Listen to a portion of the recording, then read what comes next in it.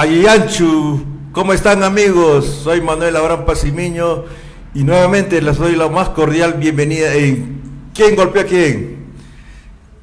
Esta noche nos acompaña José Coronel, antropólogo, ex docente de la Universidad Nacional San Cristóbal de Huamanga, ex miembro de la Comisión de la Verdad, y que nos va a hablar sobre su experiencia en relación a la protesta estudiantil del año 1969 aquí en Huanta. Bienvenido. Muy buenas noches, profesor. Qué gusto compartir con usted en este proceso de educación ciudadana que promueve como docente de nuestra Universidad Autónoma de Huanta. Gracias. Cuéntenos los antecedentes de esta protesta. ¿Qué hacía usted en ese tiempo? ¿Cuántos años tenía? Bueno, yo era presidente de la Federación Universitaria de San Cristóbal de Huamanga, tenía 21 años, estudiaba antropología y también era miembro del Frente de Defensa del Pueblo de Ayacucho en mi condición de presidente de la Federación. Participamos en la organización de las movilizaciones en Ayacucho a nombre de la universidad, con los estudiantes universitarios, pero el cuerpo central fueron los estudiantes secundarios, como usted sabe, y los trabajadores de los barrios, de los mercados, de los barrios Carmen Alto, San Juan Bautista, de los barrios periféricos de la ciudad, que adquirió una dimensión inmensa después de 10-15 días de que ya había comenzado en Huanta. Las movilizaciones empezaron en Huanta el 1 de junio en el Colegio Vigil en turno vespertino. ¿A qué se debió estas movilizaciones? Pues se dio un decreto 006 del gobierno militar que tenía pocos meses. Como usted sabe, General Velasco Alvarado había dado un golpe de Estado institucional como comandante general de las Fuerzas Armadas contra el gobierno del presidente Fernando Belaúnde, ¿no? En 1968, el 3 de octubre. Sí, se da esta ley para, supongo con el criterio de tener una exigencia mayor para dedicación de los alumnos, porque se pone 100 soles por cada curso desaprobado con pagos mensuales, que era realmente imposible para un campesino del valle que ganaba 10 soles por de jornal. Y si tuviera más de 2 hijos, era cortarle la posibilidad de ingresar a un instituto pedagógico superior o a la universidad. Entonces, y esa precisamente era la aspiración más común de los padres de campesinos. Siempre, hasta ahora, nos responden: no quiero que sea como yo, quiero que sea profesional, aunque es quizá una distorsión de la visión, pero es su aspiración. Y que le quiten esa posibilidad le hacía perder sentido de su trabajo, que era precisamente lograr la superación de sus hijos. Muy bien. Y entonces, esos días usted estaba en Huamanga, Sí, yo estaba entre Huamanga y Huanta, pero esos días estaba en Huanta, en Ayacucho, la residencia universitaria, entre el campus universitario y la Plaza Mayor, el Frente de Defensa. Eran días muy febriles de muchas movilizaciones, que tenían un carácter urbano popular en el caso de Ayacucho. Aquí tuvo un carácter campesino estudiantil principalmente, con la participación de miles de campesinos el 21 de junio. Allá el 22 con la participación urbano popular. Usted Guantino, ¿no? Sí, y después de esa gran movilización y la marcha, especialmente del mitin inmenso que se dio el 17 de junio en la Plaza Mayor de Huamanga, con delegaciones interprovinciales, Cangallo, Huanta, Vilcashuamán, además de toda la población de Huamanga. Creo que los servicios de inteligencia del ejército, la policía de esa vez se alarmaron que iba a salir de toda posibilidad de control. ¿Iba a ser regional nada más o pudo ser? Pudo ser regional. Era básicamente Huanta y Ayacucho, pero con algún nivel de apoyo Cangallo principalmente y Vilcas. ¿Y en otros departamentos no hubo nada parecido? Que sepamos, no.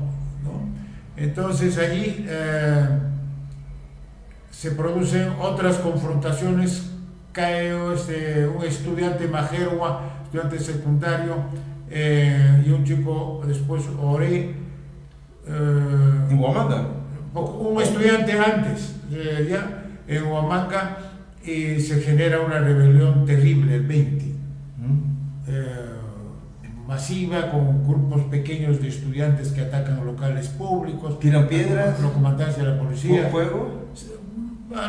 Básicamente ondas, piedras y una que otra bomba molotov, ¿no? Sí. Entonces al día siguiente se produce la redada de más de 30 personas, entre los cuales estuve yo, que me encontraba pernoctando en la residencia de estudiantes de la universidad. ¿Usted formó parte de esa movilización de piedras y No, molotov? jamás. Yo era dirigente antiguo de la federación, tenía oficina, movilidad, altoparlantes. Mi rol era hablar en los medios, hablar en las asambleas. En relaciones públicas. Jamás, pues, ¿no? Yo era estudiante ya de tercer o cuarto año de antropología. Pero por ser dirigente Por ser claro, dirigente de la federación, claro. como cabecilla, No, supuesto. También pues apoyé en los meetings. Arengas. Hablé en los meetings, en casi todos los meetings. Ya era bien conocido entonces.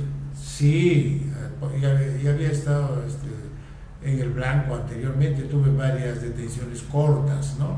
Como era promedio de un dirigente estudiantil de esos tiempos, pero respetando mucho las condiciones de trato. Bueno, entonces ya no fui testigo del día siguiente de los sucesos lamentables en Huanta y Ayacucho del 21 y el 22, pero tuvimos información muy cercana con los que nos visitaban en la detención en el Sexto. Entonces, ¿qué pasó exactamente en Huanta? En Huanta se movilizaron más de 4.000 campesinos que por la detención, conocedores de la detención de su asesor legal, que estaban acompañando la lucha, y por la detención de su asesor legal, el doctor Mario Cavalcanti, ¿no? Y algunos otros dirigentes campesinos como Virgilio Quispe, José Navarrete, muchos otros más, y en Ayacucho el director de la banda obrera, etc. Es por eso que se generaliza. Venían a hacer una marcha en la Plaza Mayor desde la Alameda, y a una cuadra antes de la plaza estaba la comisaría de la policía, y que hicieron algunos disparos al aire para impedir que pasen, pero uno de ellos mata a una señora que iba adelante para pedir paso con los brazos abiertos a modo de paz, pedir paz. ¿Una transeúnte? No, una señora campesina de la marcha. Por eso quería adelantarse a pedir el paso. ¿Y por qué le dispararon? ¿Qué pasó? No sé, los policías, los comandantes después, posteriores entrevistas señalaron que no fue una intención, fue un accidente. Pero eso desencadenó las acciones en toda la policía, la movilización. Allí se encrespó, que se tomaron la comisaría, la incendiaron. Después de haber disparado con la señora. Claro, pues cuando cayó la señora. Tomaron el local, pasaron a la plaza, la policía se refugió en la plaza, se dirigió hacia el convento, y en el trayecto también otro grupo estudiantil en el Girón Ayacucho, primera cuadra donde estaba el local de la PIP, que arrojaron los documentos que tenían y las quemaron en la calle, ¿no? Pasaron a la circunscripción militar buscando armas, pero no había. Iba a ser un levantamiento armado. No, era un amago. Un amago, era un intento, los jóvenes. Pero disparar al aire no es lo mismo que disparar quemarropa, ¿no? O sea, ¿qué pasa? ¿Esos medios extremos y eso? Sí, ha desencadenado esta acción. Pero ya estamos hablando más o menos a la 1, 2 de la tarde. Sí. Ya había amainado a las 3. Y casi había habido un reflujo a las 4 de la tarde. Se calmó las aguas. Cuando llegaron los hinchas. A esa hora. Con un retraso porque habían quemado el puente de Ayahuarcuna, que es un puente que está entre Ayacucho y Huanta. Y llegaron a pie disparando como si estuvieran contra una población armada en acción subversiva. No había nadie, entonces. Había gente. ¿Pero manifestantes o con transeúntes? No, de los que habían estado en la marcha también, ¿no? Yeah. Porque era un cuerpo no era un cuerpo regular de la policía, sino un cuerpo especializado contra subversivos llamado Sinchis, con base en Mazamari. Entonces ellos entraban en una acción como si estuvieran confrontando a grupos armados. O sea, hubo una desproporción, se fue a lo de la Absoluta. mano. Y ahí caen las 14 víctimas y 3 heridos. Desarmados. Desarmados, jóvenes. O sea, prácticamente fueron ejecutados. Algunos por la espalda de la plaza de armas. Ejecutados prácticamente. Sí, y 3 de ellos heridos graves trasladados a Ayacucho, donde fallecen finalmente, sumando 17, que son los que están ahí en el lugar, ¿no? ¿Cementerio? En el cementerio, en esa pequeña mausoleo que se ha hecho. Pero hay otras versiones que dicen que era más gente los fallecidos. No se puede, hasta ahora no podemos determinar exactamente cuántos, porque hay un testimonio de algunas personas que lograron cruzar la plaza de noche, vieron que recogían cadáveres y los recogían a un camión basurero de la municipalidad. Y el chofer también dio testimonio de eso, pero no ha habido denuncias de familiares posteriores sobre estas desapariciones o ejecuciones de ellos. ¿Por miedo? ¿Por ignorancia? No sabemos. Es una incógnita en esta página trágica de la historia de Huanta. Porque había gente aledaña, ¿no? Que no vivía exactamente aquí en Huanta, ¿no? Varios de los muertos fueron de los campesinos de las alturas, que venían a ese día porque era un día además de feria y también sabían de la lucha, ¿no? Pero los que confrontaron fueron los estudiantes que también cayeron y algunos alumnos de vigilia que estuvieron en primera línea, y muchos heridos en el hospital que ya desbordó su capacidad de atención. Sobre eso sí hay testimonios. Se declaró un toque de queda, revolotearon el cielo helicópteros y el 24 de junio retrocedió, derogaron el decreto 06. Después de dar la ley de reforma agraria ese mismo día, la ley 17.716 y la otra 17.717, la de derogatoria del decreto 006. ¿Qué comunicado oficial dio el gobierno de facto sobre las muertes? Los diarios, no el gobierno, los diarios capitalinos como Expresos, Comercio señalaron que los campesinos de Huanta habían sido engañados y asusados por los terratenientes, un absurdo de planteamiento, si todavía no había salido la ley de reforma agraria. Se anunciaba desde la época del gobierno de la ONU. ¿Estos gobiernos ya estaban expropiados o todavía? ¿Estos periódicos? No, todavía. Eran los primeros meses del gobierno. Sí. Pero Velasco no dijo nada públicamente. No, estaban seguramente aturdidos. Fue una decisión del ministro del Interior, Artola, caracterizado por su torpeza y el estilo tradicional de policía autoritaria. Por lo menos derogaron la ley, ¿no? O sea, se dieron cuenta que era un absurdo, ¿no? Sí. Y desde Huanta se conquistó una derogatoria que facilitó la educación gratuita para todo el Perú. A costa del fallecido. Sí, un pueblo, una provincia de la Alto Andina haciendo retroceder a un gobierno militar. Es un hecho memorable que fortalece la autoestima del rol del pueblo de Huanta en la historia republicana. Esa es la movilización más importante estudiantil, campesina en Huanta y urbano popular en Ayacucho de la segunda mitad del siglo XX.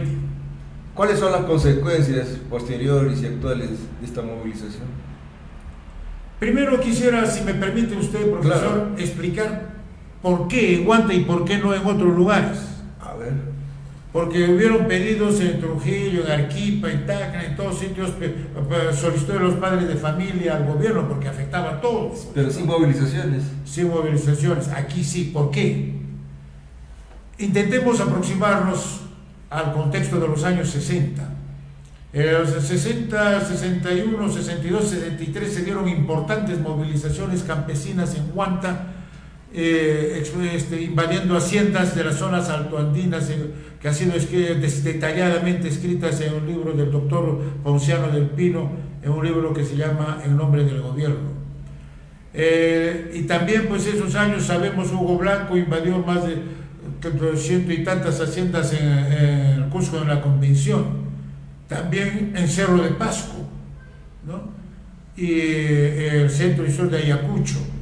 era una etapa de organización campesina muy fuerte, y en Huanta ya se había formado la Asociación de Campesinos del Valle, primero la Federación Campesina, básicamente con población altoandina, de haciendas tradicionales, de gamunales, pero también en el Valle de Huanta, pequeños propietarios habían formado su asociación contra el impuesto y se movilizan en el año 1967 contra el impuesto predial rústico que había impuesto el gobierno municipal de aquí con el alcalde Joel Durán de las filas del APRA, y era un señor terrateniente, desde propiedad de su esposa Urbina. Hacen 2 días de paro, viajan a Ayacucho, viajan a Lima al Congreso, pero el paro es el más efectivo, bloquean la realización de ferias en todas las entradas a Huanta y logran que se derogue esa ordenanza municipal que imponía este impuesto a la población rural. Y tenían como asesor a un abogado que recién esa vez era bachiller, Mario Cavalcanti, y se vuelve un líder muy reconocido, así como Eduardo Cárdenas Onofre, su presidente. De tal manera que en 69 esa organización estaba vital orgánicamente, con capacidad de movilización, con muchísimos pagos, así se denominan a los anexos del Valle, más de 25 pagos que asistían a asambleas y se convocaban orgánicamente para los mítines de apoyo a los estudiantes. Estaba muy bien organizado. Sí, mucho más que cualquier otro sector de Huanta. Y el otro, el Frente Único de Estudiantes, que era, ¿por qué estos estudiantes secundarios del Vigil? Eran estudiantes que habían tenido ya el Vigil una información política importante en la campaña de 1963-64, cuando llega a la plaza de Huanta Víctor Raúl Aya de la Torre, llega Fernando Belaúnde, llegan Héctor Cornejo Chávez, un general por el Frente de Liberación Nacional con el cura Salomón Bolo Hidalgo. Importantes líderes de la época. Sí, entonces la plaza de armas estaba cargada de altoparlantes de estos 4 locales. Hubo algunos choques con los del APRA y el Frente de Liberación Nacional. ¿Choques violentos? Bueno, relativamente. ¿O escaramuzas? Escaramuzas interrumpidos por la policía, pero casi por primera vez, por ejemplo, en mi experiencia, de bombas lacrimógenas. Entonces, pero lo principal, que había volantes, discursos, confrontación, una educación política en la plaza. Debates profundos, ¿no? Con sus mejores representantes nacionales. Los líderes principales. Sí, entonces era un estudiantado con información. Era la época de la Revolución Cubana, escuchábamos en radio La Habana, discursos de Fidel, en grupo. Entonces era un estudiantado que también tenía contactos con los estudiantes de San Cristóbal de Huamanga, con la Cantuta y algunos de San Marcos. Entonces se formó un núcleo dirigencial que fue capaz de reunir al Colegio Vigil, al Colegio Instituto Industrial de Varones, al Instituto Industrial de Mujeres, con limitaciones del Colegio Particular María Auxiliadora. Solo un pequeño grupo de ellas, de las chicas, se incorporaron, porque había un control mayor de parte de las directivas que eran religiosas. Es por eso que esta articulación de este núcleo de estudiantes avanzados en su formación gremial, reivindicativa y con visión de las políticas en el país, con un campesinado organizado que viene de invasiones campesinas y de conquistas frente al municipio, que se explica, a mi entender, esta movilización. O sea, todavía todo un contexto organizativo, político, estudiantil, con conciencia de los problemas. Y los avances también, ¿no? De la migración, la comunicación, la llegada, aquí llegaban los periódicos nacionales con frecuencia, el caso cotidiana, y la repercusión motivadora de Fidel y de Cuba de esos años. Y en la época, en los días que sucedió la movilización estudiantil, ¿qué partidos o miembros de partidos intervinieron o aparecieron? No, es falso que Sendero haya estado en algún nivel de conducción. Después quisieron aprovecharse. No existía el Sendero como tal. ¿De otros partidos?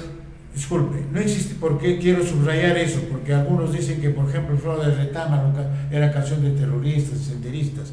Eso es falso. Eso surge por creación del profesor Dolorier cuando caen sus alumnos del Vigil. Él ya estaba en la cantuta. Como él señala, es la emoción que lo lleva. Él no era compositor, pero creó una de las canciones emblemáticas de esa lucha que condensa artísticamente un mensaje mejor que un discurso político. Claro, y se extiende a nivel nacional. Sintetiza lo que pasó. Sí, entonces eso, Sendero no existía, ya se constituye en el 70 e inicia sus acciones en el 80. Esto fue el 69. Ya, pero en el 69, ¿qué partidos de izquierda había por ahí? No, ninguno se pronunció, ninguno. No hubo también gente que No. quería aprovechar políticamente la movilización. No, había algunos estudiantes de la cantuta, algunos estudiantes de San Cristóbal, pero más también del tipo estudiantes de izquierda general, del frente, apoyando al Frente de Liberación, que participan en elecciones. O sea, partidariamente no hubo una... No, nadie se pronunció, todos tomaron distancia. No se explicaba. Un pueblo tan chiquito como Guanta haya hecho de tanta repercusión política nacional. Entonces, después de esto, ¿qué pasó? ¿Cuáles son las consecuencias? Bueno, yo creo que hay una herencia, un impacto en la cultura. Surgen canciones como la de Flor de Retama, que se ha vuelto un símbolo de las marchas y las movilizaciones a nivel nacional. En cualquier lugar se canta.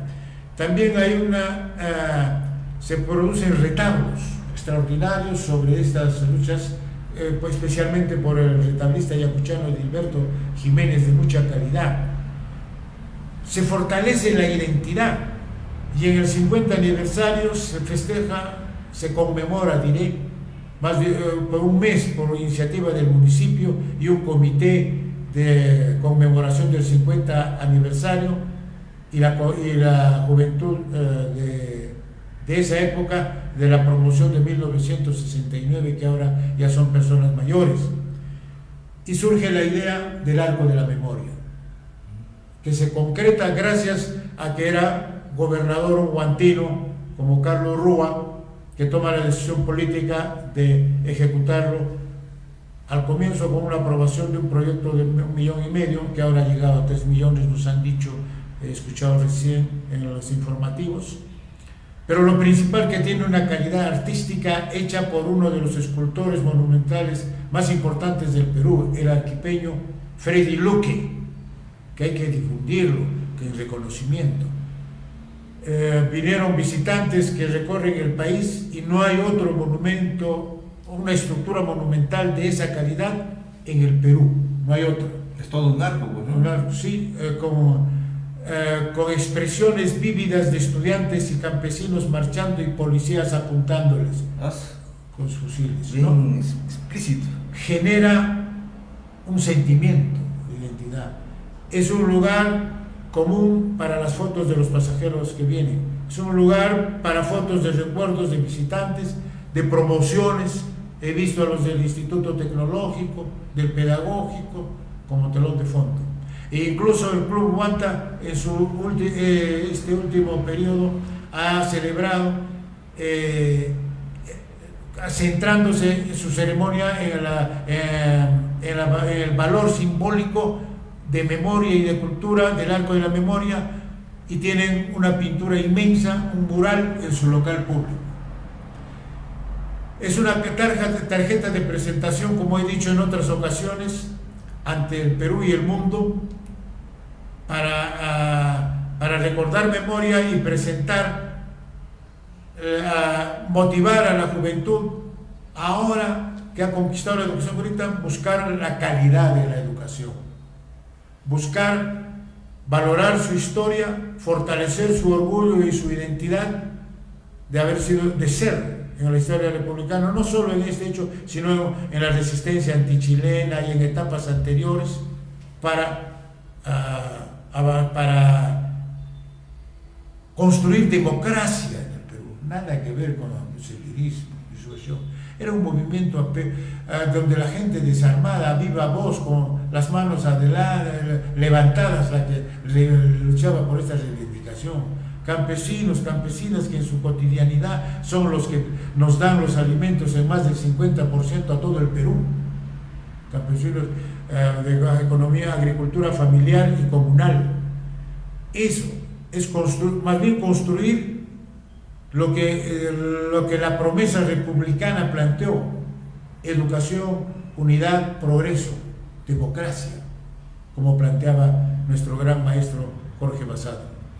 Hablando de educación, en Huanta, ¿qué cree usted que se necesita? ¿Qué falta acá en Huanta? Falta pues lo que falta en el Perú, ¿no? Es un tema bastante amplio, pero vamos a concentrarnos en la región. Apoyamos desde UNICEF el proyecto educativo regional del 2006 con el presidente regional Ernesto Molina. Publicado por Ernesto Molina, aprobado como poco antes por el presidente regional Omar Quesada. Siempre hay que ser leales con los hechos de la historia. Ese fue el primer proyecto regional en el Perú, aprobado con un enfoque intercultural bilingüe. ¿Por qué? 60% de los niños que en la región tienen lengua materna, de los estudiantes, tienen lengua materna quechua.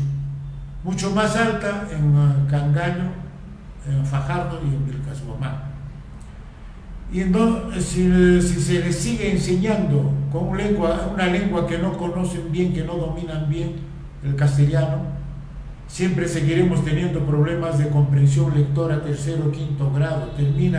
Termina primaria y no puede redactar una carta. Aprende el español de memoria, por frases, por fragmentos. Acá se aplicó en Cuyuchaca, también hemos acompañado esa enseñanza bilingüe, y niños de tercero de primaria, a veces creemos que es muy difícil escribir en quechua.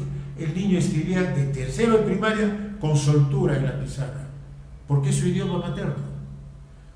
Entonces, es que hay muchos profesores, muchísimos, 6.000 según un censo de la Dirección Regional de Educación de hace 5 años, que hablan muy bien el quechua, pero no escriben. Menos tienen la metodología para enseñar el castellano como segunda lengua. Ese es el asunto. Esa es una tarea central.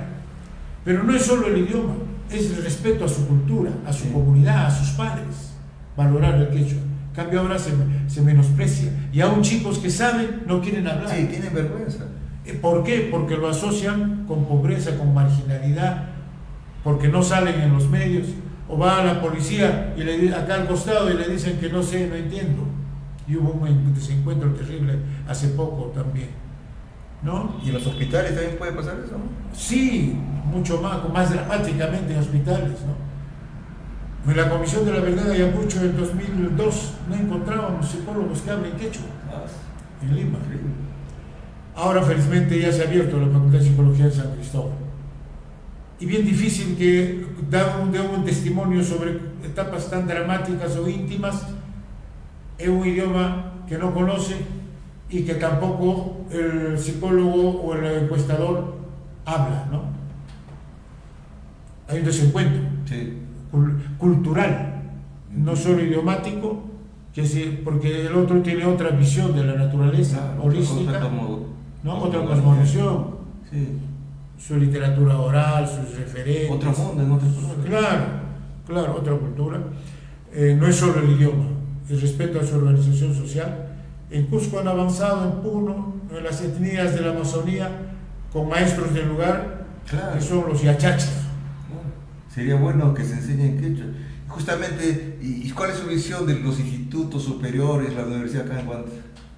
Usted toma un tema delicado, ¿no? Yo prefiero evitar esos temas porque el Instituto Pedagógico ha logrado pues su reconocimiento y ha pasado a ser escuela profesional y puede dar bachilleratos que permiten a los egresados llegar hasta el doctorado en otras universidades. Ese es un gran avance. Y también capacita a docentes de la región en programas como PRONACAP, he visto en Huamanga. Tiene prestigio, ¿no? Sí, la Universidad de Huamanga le solicita para cursos de especialización en educación intercultural bilingüe, porque han desarrollado esa especialidad, con sus propios esfuerzos, muchos de ellos. Y hay un proyecto de ley para que se una con la universidad, ¿no? Eso me parece que sería lo más positivo, para fortalecer nuestra universidad también, que está en una primera etapa de consolidación, con una vocación ahora de estos últimos años de apertura hacia la sociedad guantina y participando en actos públicos, promoviendo ahora una biblioteca con todas las publicaciones que se hayan hecho sobre Huanta, ¿no? Y con convenios con organismos, con universidades de prestigio internacional para trabajar en la zona altoandina de Huanta como Uchurajay. Yo creo que Agroforestal tiene muchísimo que aportar en incremento de la productividad agropecuaria de nuestra zona altoandina, que es la que más necesita, y también en la zona tropical del Valle del Río Apurímac. Es que estamos hablando de educación, entonces hablemos justamente, o retomemos el tema de los maestros y alumnos que participaron en la movilización. O sea, ¿qué repercusión político-partidaria se ocasionó con esa participación? ¿Algún partido vio ahí algo en germen? Eso dice el doctor Carlos Iván de Gregori en su libro Los orígenes de Sendero, refiriéndose a esta. Su libro debería llamarse Las luchas del 69, pero prefirió ponerle ese número porque él dice que la dirección de Sendero habría evaluado el arrojo, la entrega de los escolares, de los adolescentes. Por propia iniciativa formaron pequeños comandos para enfrentar a la policía, atacar locales públicos.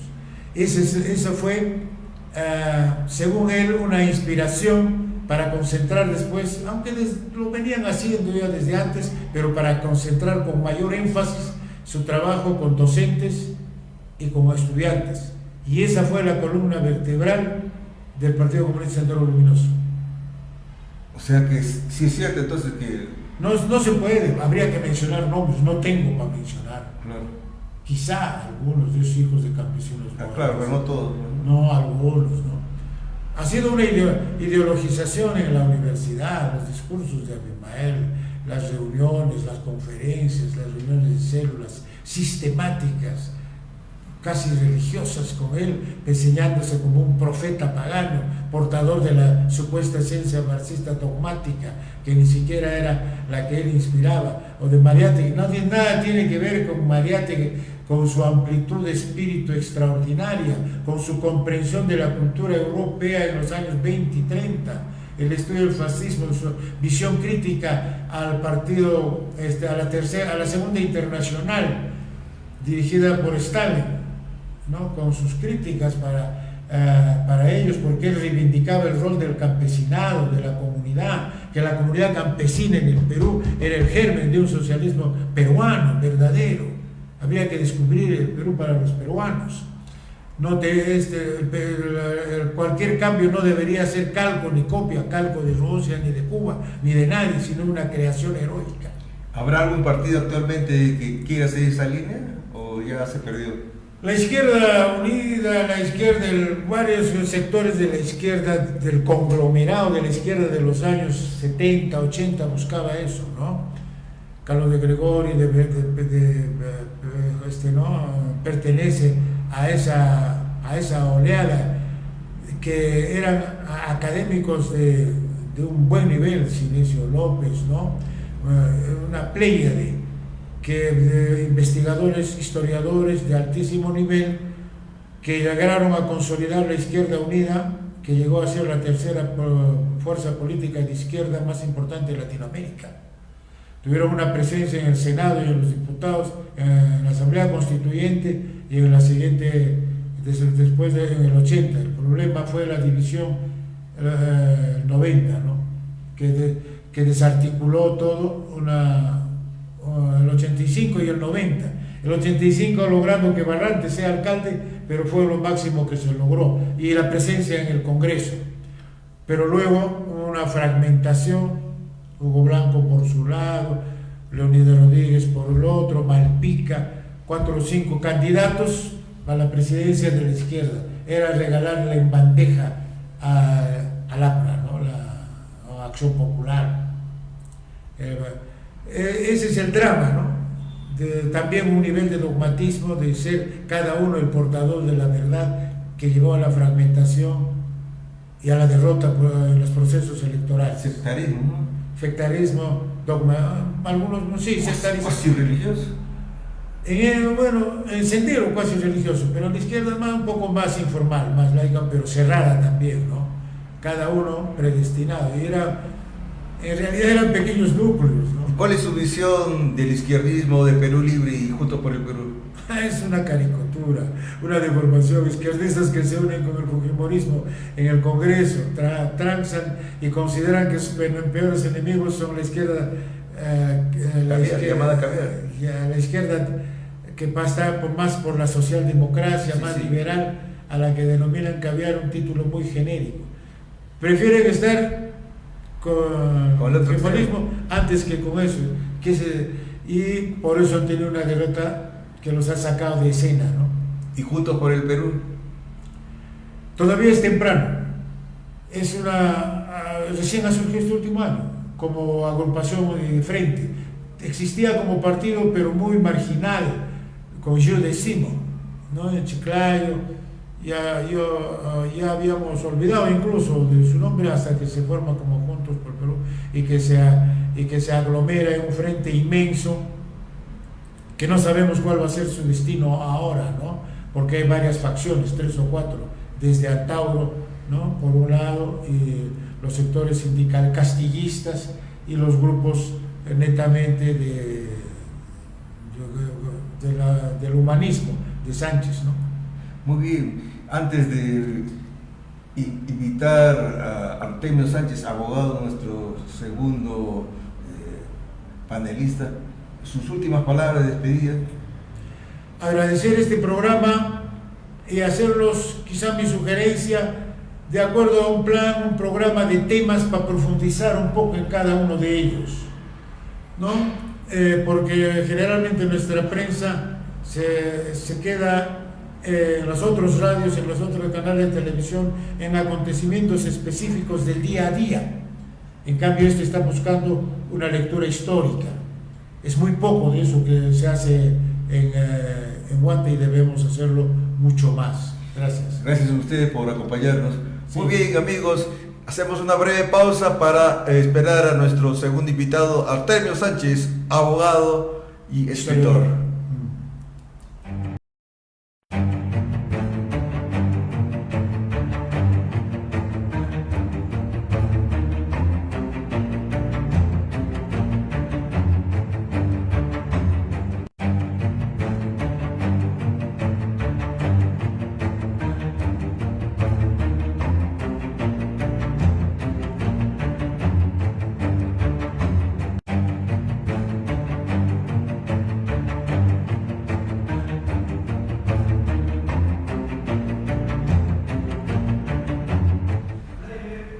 Amigos, continuamos con nuestro programa. Esta vez nos acompaña ahora el abogado y escritor Artemio Sánchez. Bienvenido, doctor Sánchez. Muchas gracias, profesor, y acá pues predispuesto a poder compartir parte del conocimiento en el tema pues que usted hoy día está abordando, que es un tema muy fundamental y trascendental para Guanta y para todo el Perú. Aunque usted no vivió esos acontecimientos históricos, ha investigado, ¿no? Usted como hombre de leyes, ¿cuál es su visión general de esta protesta estudiantil del 69? Mira, si es que nosotros vemos desde un ángulo legal, esta fue, digamos, una ley inconstitucional, digamos, al momento de ahora. Bueno, era un gobierno de facto, pues, ¿no? ¿Por qué? Porque la ley se da en el año 69, el 4 de marzo de 1969, y se tenía que aplicar a los desaprobados en el año de 1968, es decir, era retroactivo. Entonces, y se tenía que, digamos, una cosa que tú digas, no sabes qué, si no es tuya vas a pagar una multa, entonces ya tú te preparas, ¿no? Pero en este caso, si está desaprobado, no, o sea, es que como está desaprobado, tienes que pagar la multa, un poco que eso genera, digamos, un conflicto. Y más o menos en el año de 1968 habían desaprobado en el Perú, a nivel nacional, 125.413 alumnos, y pagar 200 soles, esos 100 soles oro mensuales, equivalía más o menos a $30 por alumno. O sea que el gobierno quería aumentar su Prácticamente iba a recaudar más o menos $2.625.000 con el pago de esas multas. Pero si nosotros vamos a un contexto actual, ¿qué implica eso? Implica que con esos 100 soles, en ese entonces tú podías comprar 10 galones de gasolina. Pues ya equivalía a 200 pasajes escolares en transporte público en Lima. Entonces, el monto es fuertísimo. Entonces, eso es, digamos, lo que genera, digamos, la protesta. Y como ya lo dijo el maestro José Coronel, no solamente es en Huanta, sino se va a nivel nacional. Pero ¿por qué la lucha en Huanta, ¿no? ¿Por qué Huanta, la cuna de la gratuidad de la enseñanza, y en otros lugares? Porque hubo manifestaciones pues en diferentes partes, pero hubieron en Lima, hubieron en Callao, en Balneario, pero ellos que decían que se derogue, ¿no?, el decreto legislativo, pero para que no paguen los que habían subsanado, porque esa ley decía pagan todos los que han aprobado, subsanados, no subsanados, no solamente ya los subsanados, que no paguen los demás, que paguen, digamos, ¿no? ¿Fue una ley caprichosa, cree usted? ¿Abusiva? Abusiva, pues. Y otro tema, pues en el Cusco plantearon, digamos, ¿no?, que se pague, pero a partir del próximo año, que solamente se pague el 50%, ¿no?, de los aprobados. ¿Se aceptaron a medias? Claro, ahí es el tema. Entonces, frente a estas diferentes posturas que hubieron a nivel nacional, Huanta fue convincente desde un inicio: se derogue todo al 100%, todo o nada. Entonces, a este es, digamos, la lucha de los estudiantes huantinos, de los campesinos huantinos. Ahora, en ese contexto peruano, si nosotros vemos, encontramos en Huanta, así como hoy día tenemos, ¿no?, en la Escuela Superior del Pedagógico José Salvador Cabero Valle, hoy día tenemos el Instituto Nazareno privado, tenemos el Instituto Tecnológico, tenemos la Universidad Nacional de Huanta, hablamos de instituciones, ¿no? Entonces tenemos esto, si hay un conflicto ya vemos cómo eso pueden intervenir o intervienen. En ese entonces solamente habían 4 instituciones. Uno, que era el Instituto Industrial número 13, José Félix Higuaín, de varones, y había el Instituto Industrial Femenino número 50 de mujeres, y había el Colegio González Vigil en vespertina y en diurna, y el colegio privado María Auxiliadora. El actual colegio María Auxiliadora era privado, regentado por las Madres Salesianas. Entonces eran 4 instituciones de nivel, digamos, segundo nivel y tercer nivel, que funcionaban en Huanta. Ahora, cuando se forman los estudiantes, cuando se organizan, ¿no?, quien preside, quien lidera este comité de lucha es una mujer huantina, no es un varón. Estamos hablando en una época donde todavía, pues, lo que hoy día vemos mujeres en el poder, ¿no?, pues, se aplicó primero la ley de cotas, ahora vemos la alternancia, ¿no?, pero en ese entonces fue, digamos, el Instituto Industrial Femenino número 50 quien designa, ¿no?, en este frente estudiantil a Cirila Núñez Cárdenas, ¿no?, como presidenta. Es decir, esta lucha se lidera una mujer. Entonces, como lideresa de toda esta manifestación, ¿no? Entonces, es algo, digamos, datos importantísimos que se tienen que tener en consideración. Y por qué, digamos, ¿no?, la trascendencia de toda esta gesta, ¿no? En ese entonces no había izquierda, derecha, fujimorista, digamos, no había eso. Ahí solamente había una convicción: la derogatoria de la ley. No importaba si tú eras de la zona alta de Chaca, o si eras de Cangay, eras de Mainay, de Quingrapa, no había eso. No había si tú eras de Espíritu Santo, si eras del barrio Hospital, barrios indígenas, no. La lucha era unánime, la derogatoria de esta ley. Algo así como luchamos todo Huanta para la creación de nuestra Universidad Nacional Autónoma Huanta, sin distinción alguna. Todos nos juntamos para poder hacer realidad esta universidad que hoy día pues no la tenemos y ya cumplió 15 años, pero tenemos 5 carreras, solamente 3 funcionan y 2 están pendientes. ¿Hasta cuándo vamos a esperar esas 2? Cuando vemos en otras universidades al costado nuestro, ya están saliendo. Tenemos Universidad en Pichari, tenemos Universidad en Quimbiri, ya se va a crear en La Mar, tenemos al frente en Tayacaja. Entonces, nuestra opción laboral, y por decir, yo soy padre de familia, tengo 3 hijos. Era 22 de junio de 1900. Me ofrecen 3 carreras, y una carrera nada más le gusta a uno de mis hijos, las otras 2 la encuentro en otra universidad, las mando pues por una cuestión económica a otro lugar. Entonces, ese es un aspecto que se tiene que ver y se tiene que priorizar de urgencia, que es el funcionamiento de las carreras de biotecnología y zootecnia, y así también de una vez propulsar de que nuestro instituto, lo que es la Escuela Superior Pedagógico José Salvador Cavero, se junte de una vez con la universidad, ya una fuerza común. Ya no podemos estar teniendo comisiones organizadoras, ya debemos tener nuestro rectorado, nuestros estamentos en la universidad. No es menospreciar a los miembros de la comisión organizadora, pero creo que ya es la etapa que corresponde en que se sienten las bases para que nuestra universidad ya tenga su rectorado, tenga todos sus implementos y también pues, dé pues su proyección social con mayor efectividad a la sociedad. ¿No? Vemos una universidad que recién se está insertando, pues 15 años es mucho, señor. Hay otras universidades de más o menos la misma edad que ya tienen hasta rector. Claro, entonces ahí es lo que nosotros tenemos que ver. Ojo que nuestra universidad cuando se crea, ¿no? Nadie confiaba en nuestra universidad, nadie le quería dar 1 metro de terreno. Los primeros que le dieron un terreno, y eso está en la resolución de licenciamiento a la universidad, ahí dice Centro Experimental de Camarado. ¿Qué se ha hecho en Camarado? No se ha hecho nada, no se ha puesto ni siquiera una oveja. Entonces, ¿dónde está el compromiso de los docentes? ¿Dónde está el compromiso de la parte administrativa que da todo el soporte para que se implemente lo de las áreas correspondientes? ¿Dónde está, digamos, ¿no? la parte de la contribución del mismo estudiantado, ¿no? Porque esa es la que también tiene que mover. Tenemos que tener dirigentes, así como los hemos tenido en la gratuita enseñanza, que todos se suben un objetivo. ¿Cuál sería el objetivo de todos los estudiantes de la Universidad Nacional Autónoma de Huanta? No es que le cambio el nombre a mi carrera, le pongo este nombre, aquello, porque me gusta, no me gusta, no, sino es exigir que las otras 2 carreras se implementen. Ese debe ser el objetivo fundamental de todos los estudiantes, de todos los dirigentes, de toda la población, inclusive de toda la masa administrativa y docente de nuestra universidad.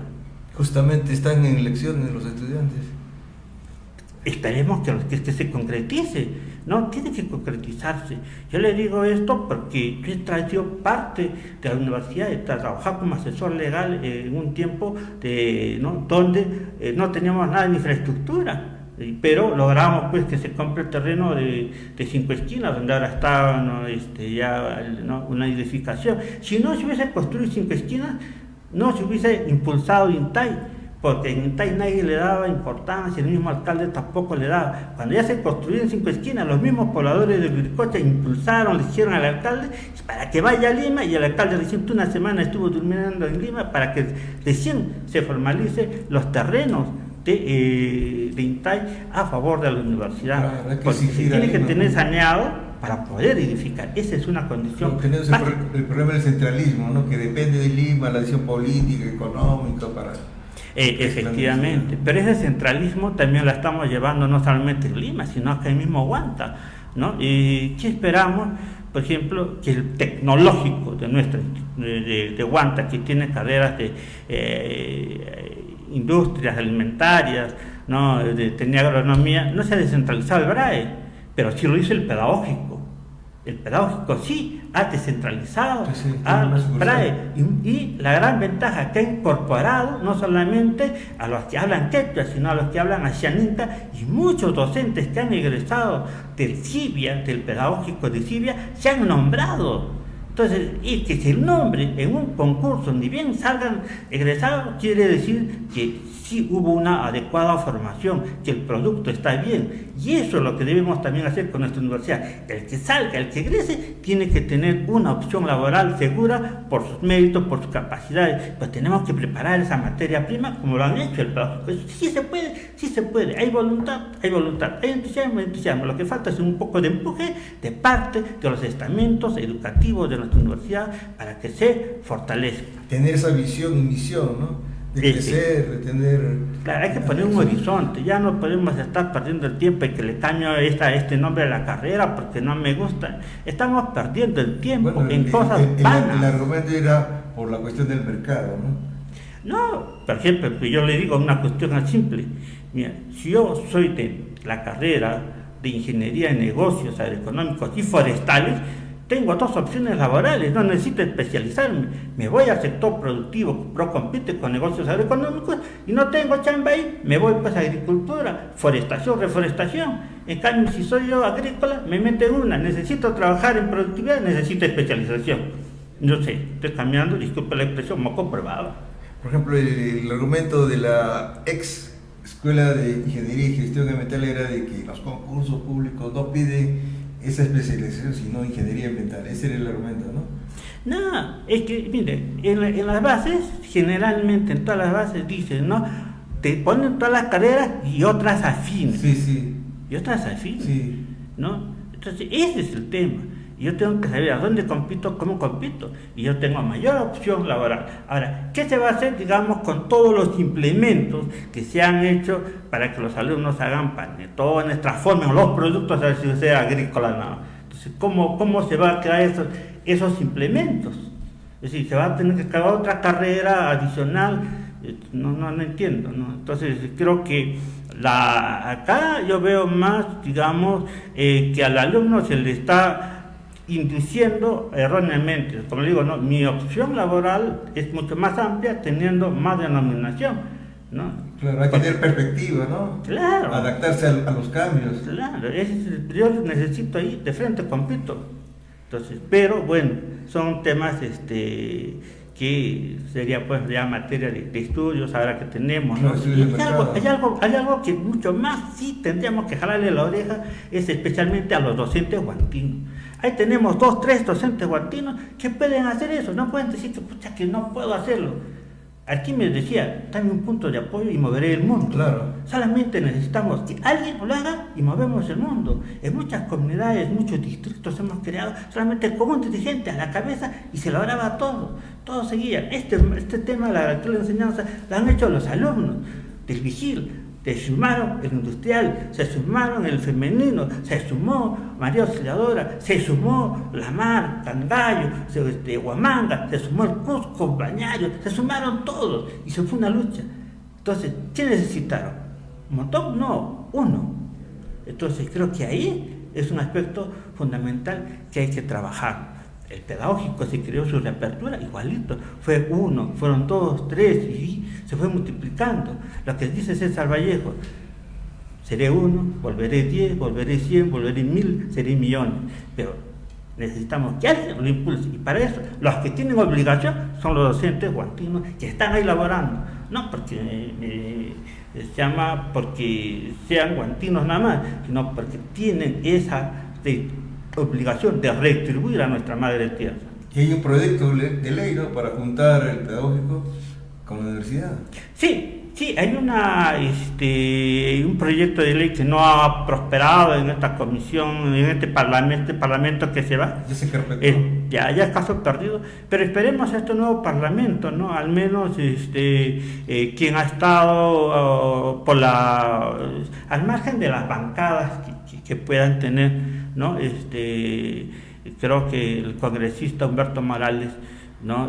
Ha tenido anteriormente una participación bastante identificada en la Universidad de Huanta y también tiene un equipo que sí puede dar, propulsar, retomar este tema, ¿no?, del tema de educación. Y ahí también, pues, ¿no?, los que han apoyado a Keiko, decirle pues que esto es una de las principales demandas para Huanta y creo que ahí hay que responderle con cosas concretas, ¿no?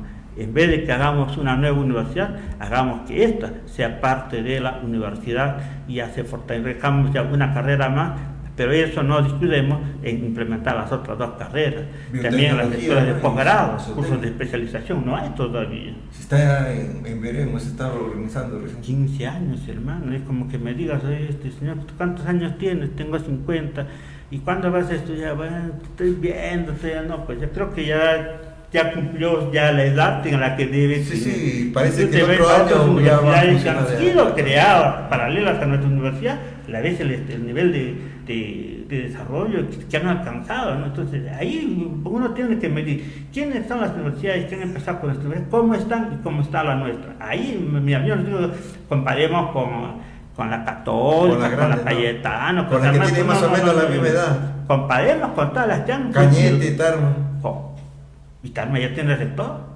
Han implementado nuevas carreras, creo que empieza Derecho, empieza Medicina. ¿Y nosotros qué seguimos con esta?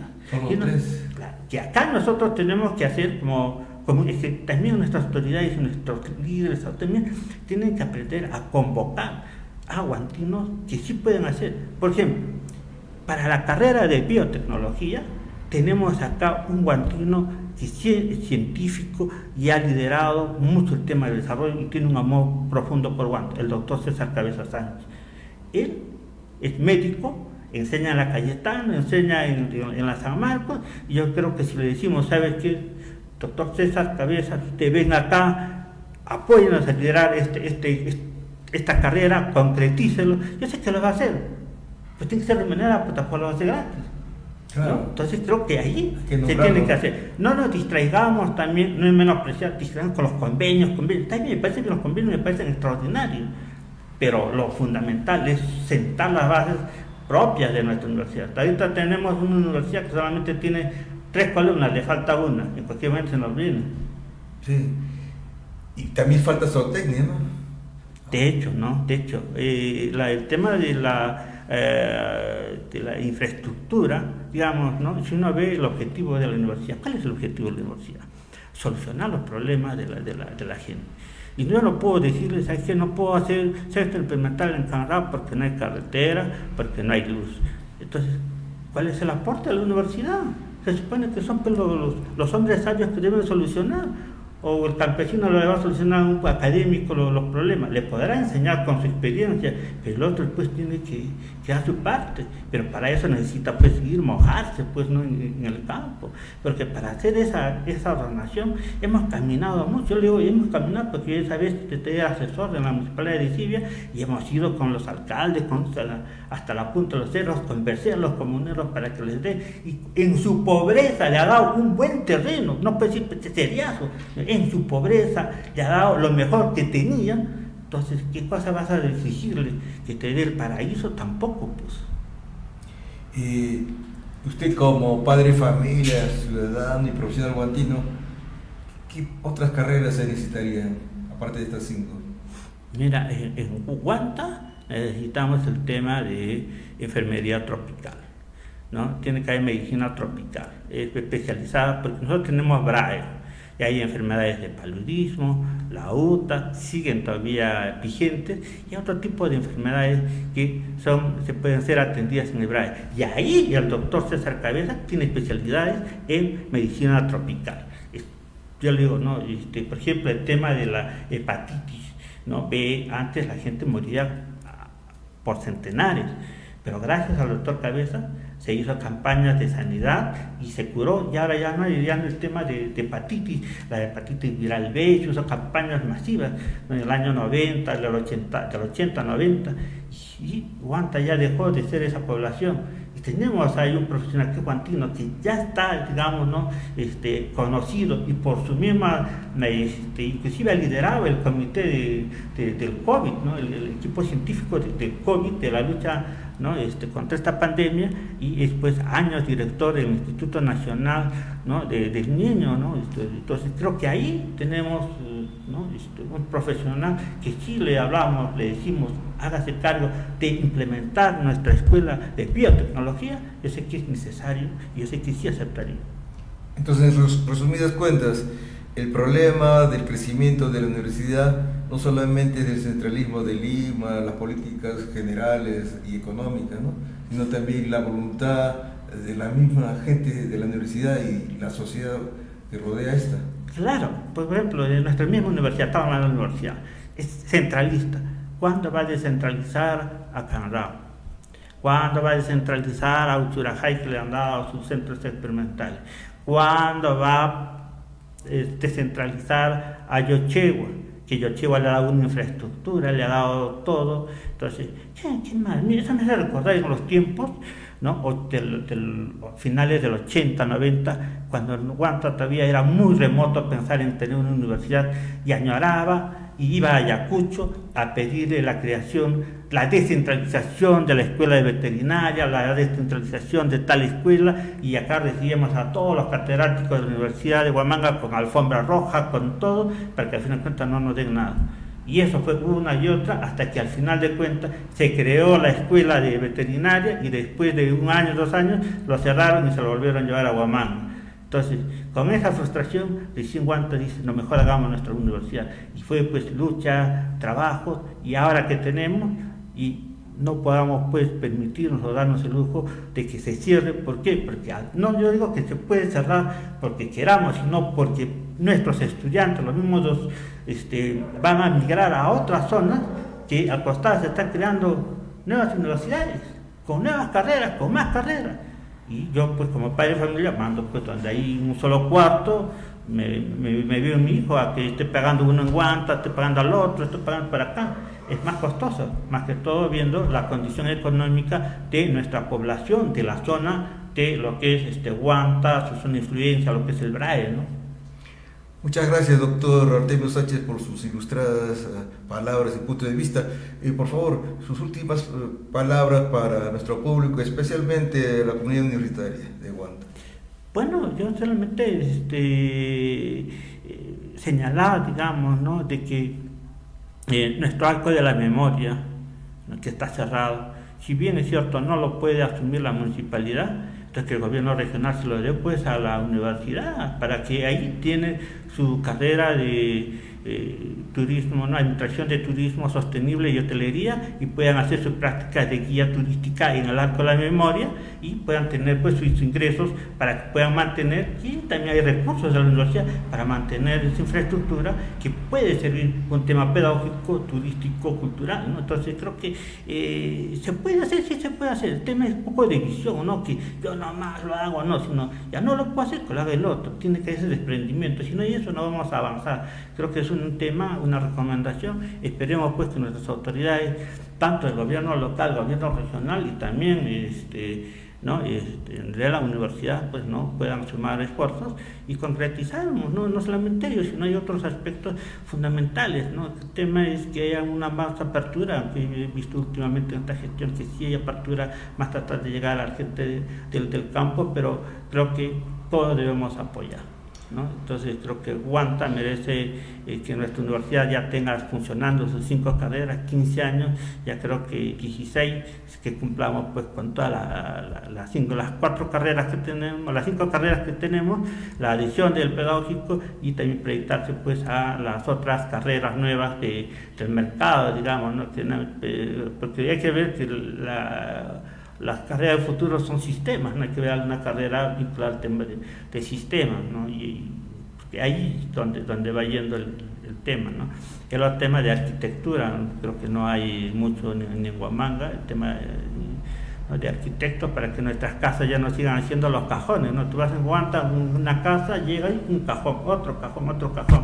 Felizmente acá en la sede de este estudio ya tiene un diseño no colonial, pero moderno, combinado, ¿no? Pero no es pues el cajón que vemos en la Plaza de Armas, ¿no? Pasa, un cajón bajas, otro cajón, te malogró la visibilidad.